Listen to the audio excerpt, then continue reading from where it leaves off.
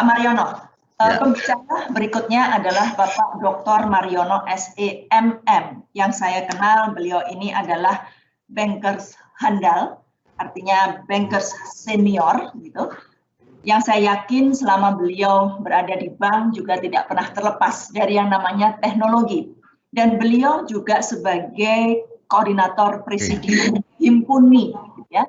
Beliau mungkin dari Undip dulu ya, Pak Mariono ya Pak ya. Jadinya alumni Undip, kemudian menjadi sebagai ketua Perhimpunan Presidium Organisasi Alumni Perguruan Tinggi Negeri Indonesia.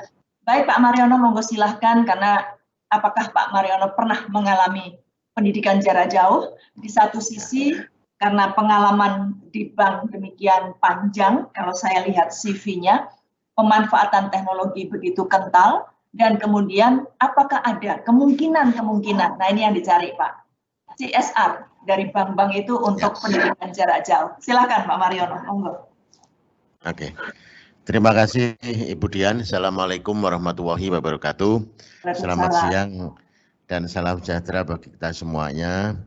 Yang kami hormati Bapak Jenderal TNI Purnawirawan Dr. Haji Muldoko, SIP dan MAP sebagai Ketua Umum alumni Universitas Terbuka dan sekaligus sebagai Kepala Staf Kepresidenan Republik Indonesia. Kami juga mengucapkan terima kasih pada beliau yang telah memberikan suatu wacana, pandangan dari bagaimana mengembangkan sumber daya manusia, menjadikan sumber daya manusia unggul di dalam programnya Bapak Presiden Jokowi di dalam 5 tahun ini.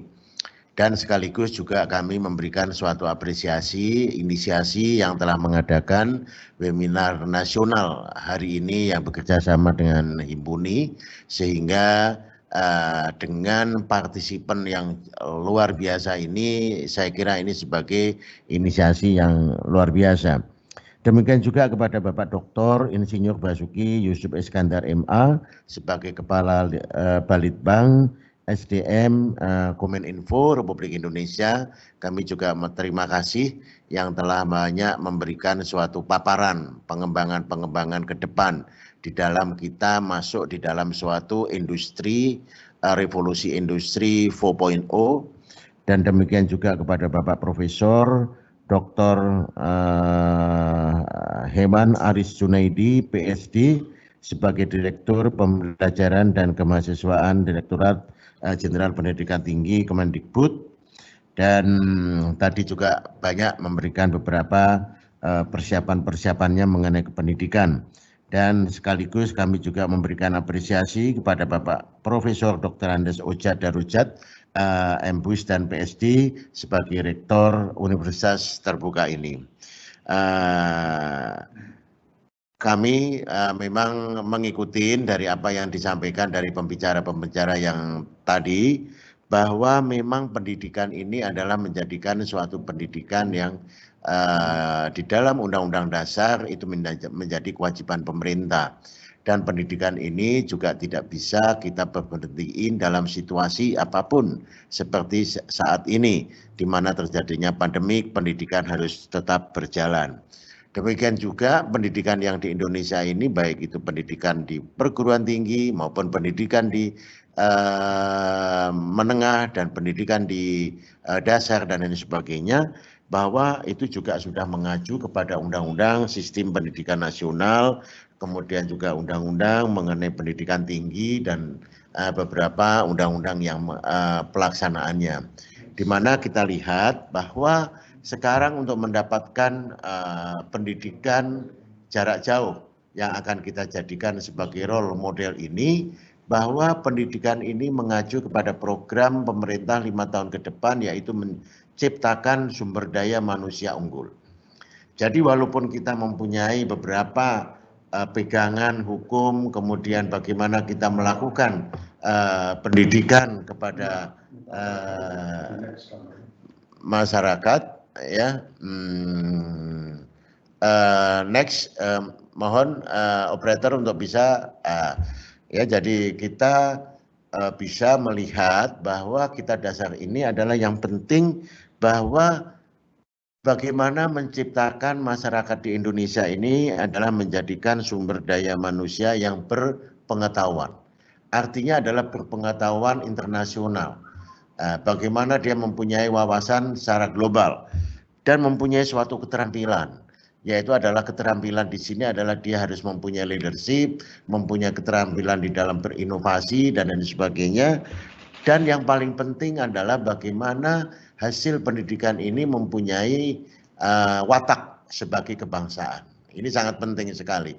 Jadi kita tidak hanya mengharapkan bahwa masyarakat Indonesia itu adalah berpengetahuan dan berketerampilan, tapi dia harus mempunyai watak berkebangsaan, yaitu adalah bagaimana dia bisa mengamalkan Pancasila, kemudian bagaimana dia menjadi watak membela bangsa Indonesia, mencintai produk-produk Indonesia dan sebagainya, tidak terpengaruh dengan misalnya dengan terorisme, kemudian narkoba dan sebagainya. Ini adalah sangat penting di dalam pengembangan ke depan ini. Kemudian kita masuk di dalam suatu tadi yang dikatakan adalah perkembangan model jarak jauh. Sebetulnya model jarak jauh, next, yaitu di perkembangan model jarak jauh ini, bahwa perkembangan jarak jauh ini mengalami suatu perkembangan yang tadi juga sudah disampaikan kepada Bapak Rektor Universitas Terbuka, bahwa saat ini sudah masuk kepada generasi 5, bahwa kita sudah akan, operator tolong next, bahwa terus next ke halaman berapa nih? Next, terus next, langsung aja next. Ya, bahwa perkembangan kita ini ada sampai ke generasi ke-6. Kita sebetulnya sudah masuk di dalam proses masuk di dalam generasi ke-5, yaitu bagaimana perkembangan model pendidikan jarak jauh sampai kepada e-learning. Jadi e-learning inilah yang akan kita jadikan sebagai tahapan sekarang. Apa sih yang dimaksudkan dengan pengertian daripada pendidikan e-learning ini? Adalah pembelajaran individu atau mandiri dengan menggunakan teknologi, informasi, dan komunikasi. Kemudian memberikan fleksibilitas dan dapat dikomunikasikan dengan tatap muka. Ya. Kemudian next, bahwa di dalam ketentuan pemerintah, ya, di mana pendidikan jarak jauh ini adalah sebetulnya sudah dipersiapkan. Maka dalam kesempatan ini kami juga memberikan apresiasi pemerintah dalam hal ini adalah Kemendikbud, ya, bahwa khususnya adalah di perguruan tinggi yang dengan mengadopsi daripada pelaksanaannya yang ada di Universitas Terbuka. Bagaimana untuk pendidikan menengah dan pendidikan dasar? Ya, pendidikan dasar tadi juga sudah dijelaskan bahwa kami tidak mengulang bahwa persiapan untuk menuju e-learning juga sudah dipersiapkan. Di mana e-learning ini, ya, next, mempunyai suatu pelayanan, misalnya adalah assessment, kemudian forum diskusi, kemudian quiz, kemudian file, video, workshop, dan lain sebagainya. Di mana di dalam suatu ketentuan yang sudah diatur ini, di mana pelaksanaan daripada next, ya, next, sebelum ada dampak COVID ini adalah dia menggunakan 40% tatap muka dan 60% itu adalah e-learning. Ya, sedangkan di dalam suatu mengatasi pada saat dampak COVID itu adalah 100% itu adalah menggunakan e-learning. Ya, next. Ya, jadi ini adalah merupakan suatu terobosan, ya, suatu breakthrough bagaimana di dalam situasi yang sangat mendadak, yang dimana aturannya sudah dipersiapkan bahwa tatap muka itu adalah 40%, ya, e-learningnya adalah 60%, maka di dalam ke depan kita langsung, ya, di dalam mengeterapkan suatu next, ya, di dalam pelaksanaan penerapan PJJ pada saat new normal nanti, pasti kita akan melakukan suatu beberapa evaluasi atau beberapa daripada penyesuaiannya. Next, tolong operator. Next, Next.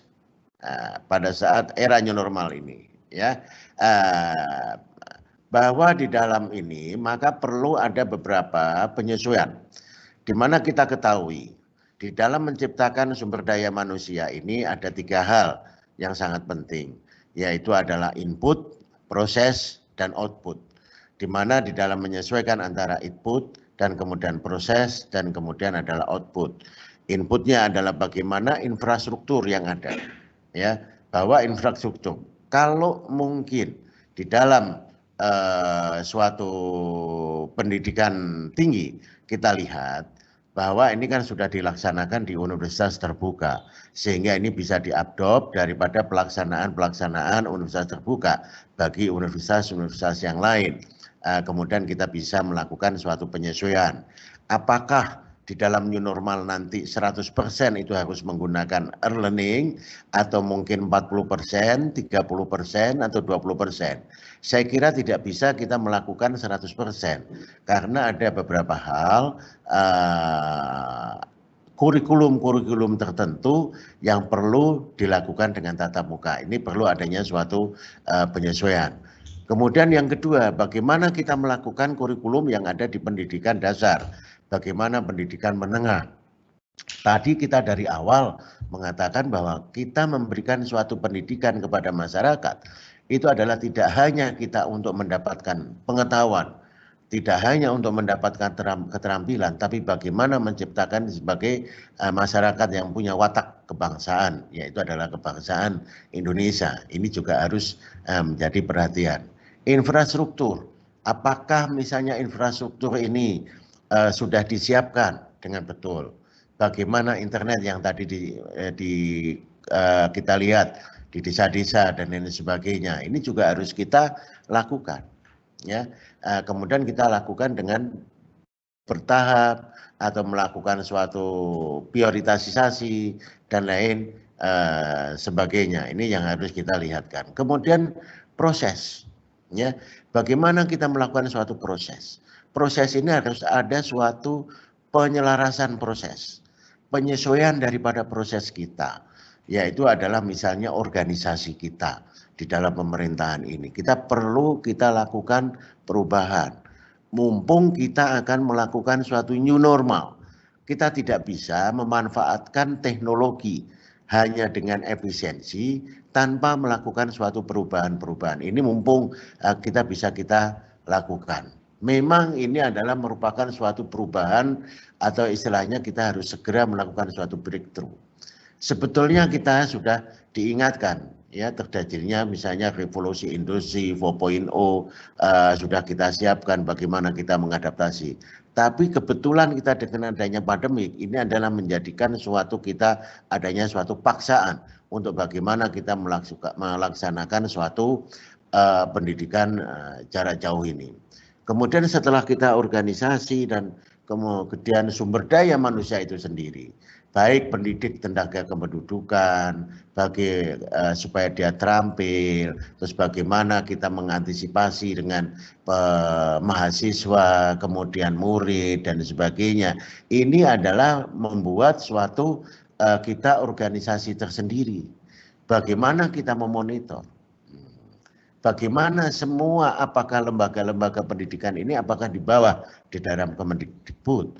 Karena sekarang itu banyak sosmed yang beredar di mana-mana bisa diakses oleh semua masyarakat. Dan sosmed itu isinya ada yang negatif, ada yang positif. Nah, kalau ini kita jadikan misalnya pendidikan kita mendapatkan suatu pendidikan yang non pemerintah misalnya, tapi dia mendapatkan masukan, brainwash dan lain sebagainya. Bagaimana akan menciptakan watak-watak masyarakat di Indonesia? Ini juga harus menjadikan sebagai perhatian Kemendikbud. Bagaimana melakukan suatu kontrol? Bagaimana tadi yang sudah disampaikan oleh Bapak Muldoko? Bagaimana memonitor? Bagaimana memberikan suatu kurikulum? Menciptakan kepemimpinan, menciptakan daripada watak daripada masyarakat yang mempunyai watak kebangsaan ini yang penting. Kemudian satu mengenai pembiayaan dan sebagainya. Kita bisa melakukan suatu pengalaman kita tadi yang disampaikan bahwa kita berpengalaman bagaimana menciptakan perubahan teknologi. Misalnya contoh di dalam sektor di perbankan. Ya, zaman dulu perbankan itu adalah di mana kita mengalami suatu proses seperti proses yang dilakukan di dalam pendidikan ini. Tadi ada generasi 1, generasi 2, generasi 3, dan generasi keempat sampai sekarang generasi kelima. Perbankan juga terjadikan suatu perkembangan generasi. Misalnya dulu adalah pembayaran dengan tunai, kemudian adalah pembayaran dengan kartu, misalnya pembayaran dengan informasi, misalnya dengan teknologi HP, dan kemudian adalah dengan perkembangan dengan mobile banking dan lain sebagainya. Ini adalah suatu perkembangan. Bagaimana kita melakukan perubahan? Kita melihat sejarah daripada perbankan. Bahwa kita melakukan perubahan-perubahan itu juga dilakukan dengan suatu breakthrough. Ya, tapi pertama adalah kita lakukan adalah bagaimana organisasi kita, bagaimana ketentuan-ketentuan kita, bagaimana persyaratan, bagaimana melakukan sosialisasi dan lain sebagainya. Ini yang kita lakukan. Dan alhamdulillah di dalam suatu perkembangan itu akhirnya bahwa manusia, masyarakat di Indonesia sudah terbiasa pembayaran pakai kartu kredit, pembayaran pakai kartu mobil banking, pembayaran yang dulu yang mungkin alergi kalau enggak membayar dengan uang tunai. Tapi bagaimana dengan perkembangan di Indonesia apabila dibandingkan dengan negara-negara yang maju? Di Indonesia masih banyak menggunakan pembayaran-pembayaran dengan uang tunai. Tetapi di luar negeri, di negara-negara maju, pembayaran dengan kartu kredit adalah sudah terbiasa. Tapi dengan adanya pandemik ini, bahwa pertumbuhan pembayaran non tunai itu semakin meningkat. Ini adalah suatu perubahan daripada perilaku kita, perubahan daripada budaya kita. Sehingga kita juga harus mengalami dengan pendidikan ini. Karena pendidikan ini adalah sangat penting bagaimana kita menciptakan daripada pemimpin-pemimpin bangsa ke depan dan menciptakan bagaimana negara kita ke depan ini. Apalagi tadi saya lihat bahwa Indonesia akan menjadi negara keempat, bahwa Indonesia menjadikan sebagai negara potensial. Ya, apakah kita hanya sebagai masyarakat yang hanya sebagai user atau kita sebagai pembuat daripada produk-produk ini. Nah, ini tergantung. Makanya kita bagaimana mendidik daripada masyarakat-masyarakat ini. Nah, di dalam suatu bagaimana kita bisa menciptakan suatu pendidikan ini menjadi pendidikan yang mempunyai SDM unggul, mempunyai watak kebangsaan, mempunyai pengetahuan yang berinternasional, mempunyai daripada keterampilan sebagai seorang yang leadership dan lain sebagainya. Satu-satunya adalah kita melakukan suatu kolaborasi. Kolaborasi itu adalah untuk mengeliminasi efek dampak-dampak daripada kita melakukan suatu proses belajar mengajar ini atau melakukan pendidikan ini. Misalnya kita bisa berkolaborasi membuat suatu sistem, membuat suatu proses, membuat suatu organisasi, misalnya antara demand dan supply. Ya kan? Kita ini banyak daripada lulusan-lulusan kita, tapi kadang-kadang kita untuk mencari pekerjaan itu adalah sulit. Belum bagaimana kita menggerakkan pengangguran yang akibat daripada dampak pandemik ini. Jadi itu yang menjadikan sebagai tambahan bahwa kita mempunyai suatu peluang. Jadi kita memang harus menghadapi suatu era new normal ini, tetapi bagaimana dengan waktu yang sangat sedikit ini, ya, dengan adanya pandemik ini untuk menciptakan new normal ini, kita harus melakukan suatu perubahan-perubahan yang sangat breakthrough, ya, sangat drastis, dan bagaimana kita melakukan suatu perbaikan tanpa meninggalkan bahwa kita menciptakan sebagai pemimpin dan menjadikan masyarakat yang berwatak kebangsaan ini. Dan pengalaman kami, ya, sebagai ini, saya terus terang Budian tadi bahwa kami telah melaksanakan sendiri bahwa dengan ujian dan pendidikan secara daring. Ya, kemarin saya itu adalah ujian untuk mempertahankan disertasi saya sebagai doktor itu adalah melalui daring. Ya, itu adalah sangat efektif, sangat efisien, dan kita bisa mudah berkomunikasi dan tidak menghalangi dengan adanya pandemi, dan hasilnya kualitasnya tidak berbeda dengan kalau kita melakukan suatu ujian di suatu suasana yang normal. Saya kira itu sebagai pengalamannya. Saya sekaligus terima kasih dan semoga pendidikan daripada nasional kita tidak hanya di perguruan tinggi tapi adalah di pendidikan dasar maupun di menengah dapat menciptakan SDM unggul yang diinginkan oleh kita semuanya. Terima kasih. Wabillahi taufik wal hidayah. Wassalamualaikum warahmatullahi wabarakatuh. Waalaikumsalam. Terima kasih Pak Mariono, kita berikan aplaus virtual. Sekarang aplausnya virtual juga ya. Baik, terima kasih. Terima kasih Bapak-bapak pembicara siang hari ini.